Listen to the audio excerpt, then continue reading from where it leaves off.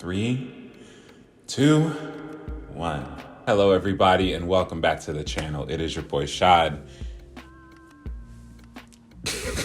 After several bluffs and several tweets saying, oh, I got a video coming out this week, yada yada, we're actually back with a video today. I want to talk about a couple things. First of all, you saw in the title, I want to talk about me, but that's going to wait until the end of the video. So if you really wanted to stick around for some real Shad talk at the end of this video and just kind of get an update on it and what's been going on and yada yada and stuff like that, you can stay to the end. It'll be timestamped, but everything before that, I want to talk about the Denver Nuggets, obviously. And I want to talk about kind of the conversation surrounding our 8-man rotation and what the outlook is for a postseason run this year, given how good certain teams have become in the West this year and how certain matchups have changed with certain teams in the West this year and how certain players on our team are improving, not improving, staying stagnant, not becoming viable, rotation pieces, losing their spot, stuff like that. I want to talk about a couple of those things. It won't be a drastically long video. This is a discussion video. This is not going to be me trying to stamp my foot on any certain takes or anything like that. I kind of just want to pose all the questions that I've been seeing and asking myself honestly, and kind of just have an open discussion about what the hell we've seen so far from the Nuggets this year and what we hope to see in the playoffs and who we hope to see in the playoffs. But let's talk about it. I do want to give a fair warning though. This is not a doomer video. This is not me saying oh, woe is us. What are we going to do when March comes around? We're going to fall. Our team is back. It ain't nothing like that. I promise you. Like I said, just want to ask some questions, give a little bit of insight on my thoughts because I do have a few and I have been away from my own channel for almost 2 months now. So I need to do this.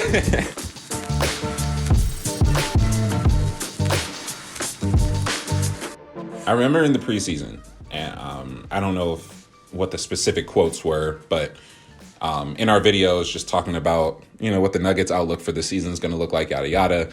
And I know I had mentioned a lot about pressure on the young guys, specifically with Christian Braun and Peyton Watson. I was worried about them having to develop at a faster pace, considering that we did lose veterans in Jeff Green and we did lose a utility knife in Bruce Brown. Those new responsibilities were going to have to get shared amongst some of those players, right? Reggie Jackson can only do so much, right? As a scorer, as a creator, as a playmaker, as specifically as a defender, he can only do so much, right? He has been very serviceable and very good, honestly, for portions of the season. There's a certain drop off when it comes from Bruce Brown to Reggie Jackson. There's just point blank period. There was a talent drop off because of age, whatever. It looks a lot different this year, and not even just record wise, because the Nuggets are still 36-19. They're still top 4 in the West fighting. They're not doing bad by any means. Will I not say that the Nuggets are doing bad, or will I say that the Nuggets are doing bad this season? But when you look at specifically the bench pieces, right, a lot of questions are raised about how the 8-man rotation is kind of going to look like and how viable is an 8-man rotation this season with the personnel that we do have on this roster. Is it going to be good enough like it was last year, right? And we say 8-man last year and this year. The 8-man has not included a center. It has not included a trustworthy big man in that rotation, right? Because there's Jokic, obviously. In the playoffs, he's going to be playing upwards of 40 minutes a night. So you're really only getting 8 to 10 minutes of a backup if you were to get one. I'm kind of rambling all over the place. I don't really have a structure for this video. I kind of just wanted to talk. But back to Christian Braun and Peyton Watson, because I know I dove off the deep end a little bit. Christian Braun, it has been very well documented this season that with the injuries to Jamal Murray in the start of the year, he's missed about 15 games this season.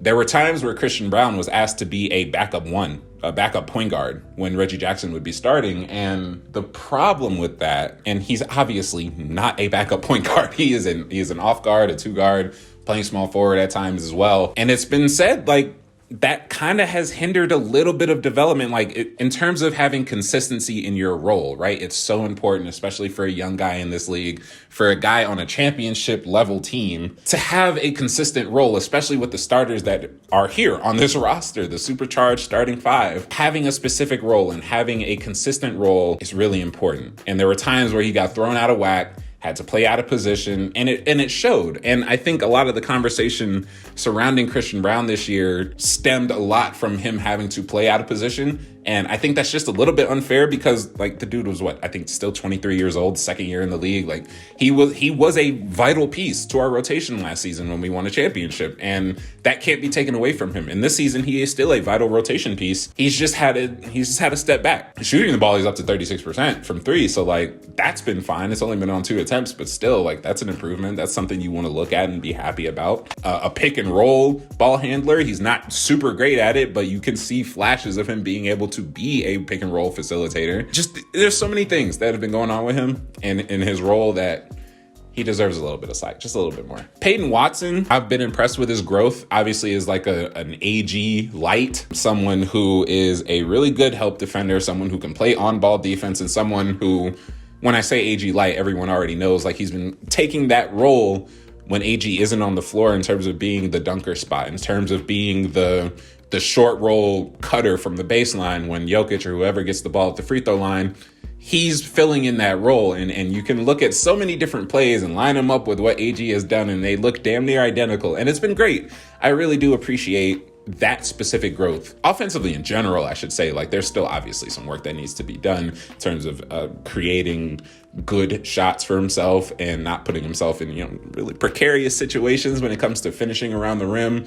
He's gotten really crafty with the 2 steps and the Euros and the side step finishes at the rim, especially in the fast break. So that's been really good to watch. His role on the bench has been, a mix of on ball with certain personnel and then purely off ball for a lot of games. And sometimes his role is just defense where he isn't involved in the offensive scheme at all. So overall, I've been impressed with Peyton Watson. I think his pressure to get better has shown a lot more than I think a couple of the other young guys that are on this team. There have been a couple of reports this year of him taking real criticisms and real moments and conversations from Michael Malone and turning it into real production. And you can see his growth as an offensive player, as an on-ball creator for himself and for others. And his growth has been great, but he's still young. Right? He's still young. He's still just a sophomore. And when you're talking about, again, coming back to this 8-man rotation thing, is an 8-man rotation after the starting 5 includes 2 sophomores and Reggie Jackson, is that going to be okay? Is that going to be okay? And that's one of the questions I had because we'll kind of flow into, I think, a little bit of a different conversation here at this point, but segueing into a starting 5 conversation, right? One of the questions that I wanted to open up is the starting 5 still trustworthy, right? For this latter half of the season run into a postseason run, potentially deep June postseason run. And specifically on court play wise, yes, I trust them 100%. One of the best, if not the best starting 5 in the NBA. Championship runs include some luck. Let's be very real about it. They include some injury luck. The Nuggets were very healthy last season when it came down to crunch time. When it came down to April, May, June, the Nuggets, they were locked in. They were healthy. They were ready to go. Then they went 16-4 in the postseason.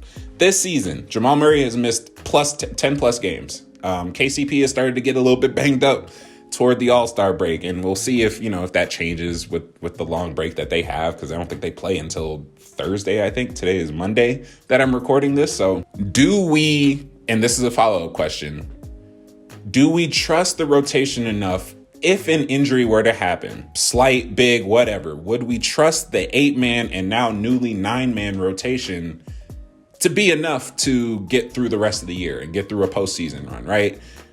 Look at who is going to be available on the bench should a starter go down. Christian Brown, Peyton Watson, Reggie Jackson, Zeke Naji has played 40 games this year. So DeAndre Jordan, I'm naming these names and it worries me a little bit. And the problem is that it worried me last year.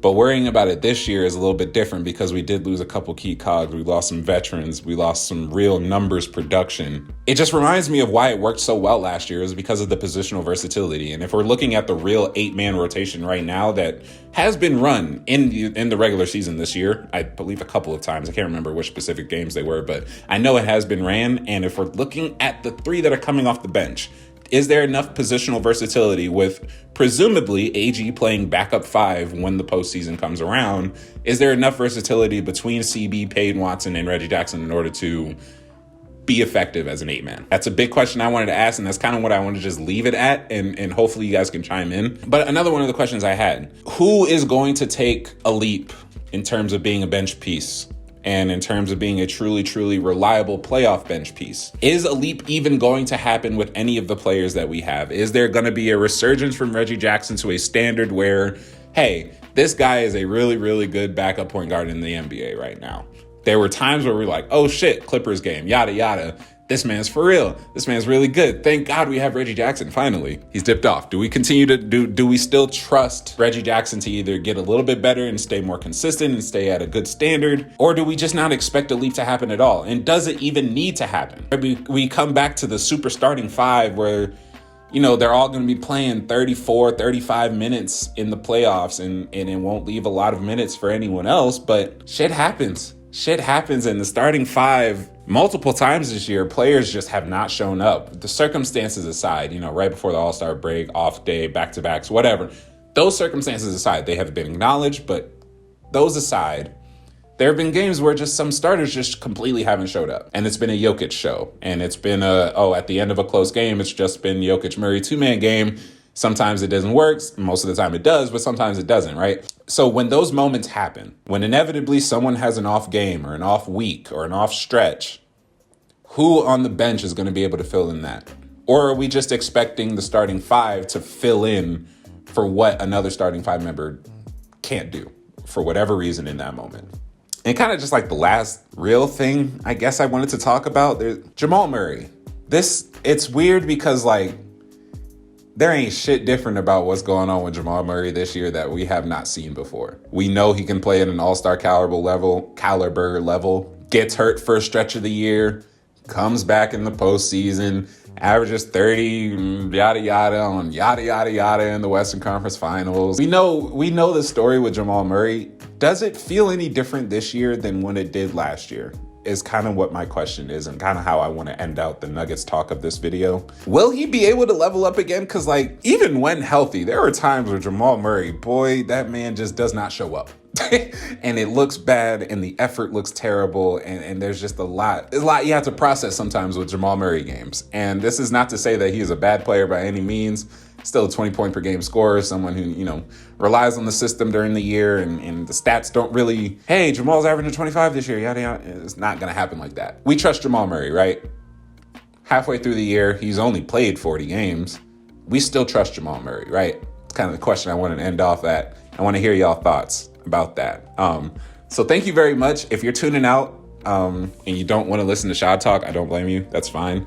But if you do, I'll see you in a couple seconds. But if you're dropping off here, thank you very much for watching. I'll talk to y'all later. Peace out. All right, I've been recording for 18 minutes, and honestly, I thought this video would be a lot shorter than that, but I forgot how much I like to ramble during these videos, but it feels good to be back in front of the camera. Real talk though, this last month and a half has been a lot. And for those of you who follow my Twitter, you understand good and well what's going on. For the people who follow my private Twitter, you know even more. It's just been a lot, right? It's just been a lot, and there are certain things that have changed, and took a while to adjust to it. And I'm still adjusting, obviously, and still like feeling things, yada, yada. But I'm good. I'm okay, truly. And like, it sucks that certain things happen, but what are you gonna do, right? Life, this is the path you're on. This is the path I'm on. And as much as I want to try to fight it, this is where I'm at. And one of the big things that I was trying to like do while I was taking this break was just like trying to remember myself, you know, and trying to get back to what I enjoy doing on a daily basis. And I'm so sorry that it took so long to get back to here. I genuinely am sorry, because I love making videos and I love talking to y'all and I love talking Nuggets basketball. It's just that for the past month and a half, my mind has just been so muddy and so like everything's going off at once that like I couldn't even focus. If I'm gonna be really, really honest with you. I tried to make a couple videos. I genuinely tried to sit down, script, break down, watch clips, save clips to break down. I was going to do a Nuggets versus Bucks breakdown and be like, but at the end of the day, I just couldn't bring myself to do it. Right. And for those that really truly know me, when it comes to certain things and like procrastination and stuff, I'm not going to be pressing the issue, because I know specifically how I am as a person. I need to go through that. I need to go through what I'm going through, whether it is procrastination, whether it is something else, and I just need to like process it at my own space or at my own speed. And this one took a lot longer. It's a lot heavier, but I'm here. And I think this is going to be a really good jumpstart for me because I feel like, dog, I bowled a 182 this morning. Like, I left the house as soon as that bowling alley opened, bro. I was there. I bowled a 182. I feel fucking fantastic right now. And it just like, that gave me the boost to come and be like, all right, it's video time, baby. It's video time. And it's video time. I lied like shit about this video not being short or not being long. I lied like hell. I need to stop talking about the length of these videos because when I talk, I talk. But yeah, I just want to say I'm sorry. I want to tell y'all that like, I'm not going to make any more promises about a video ever. I'm going to try not to because just done doing that. Truly, if you are back watching this video, I have no expectations on what the view count is going to be for this video whatsoever. I truly have no expectations. But if you are here still watching these videos and you are specifically here at the end, I appreciate you. Thank you so much for watching, man. Hopefully this means I'm back. No promises, but hopefully it means I'm back. I'll talk to y'all later. Peace out.